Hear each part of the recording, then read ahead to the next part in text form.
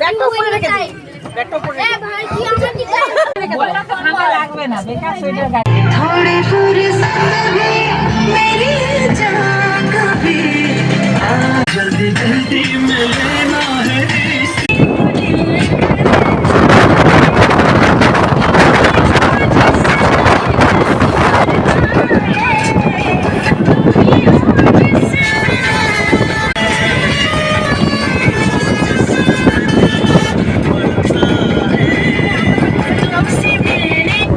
প্রচন্ড হাওয়া, ভিউটা দেখো কত দারুণ।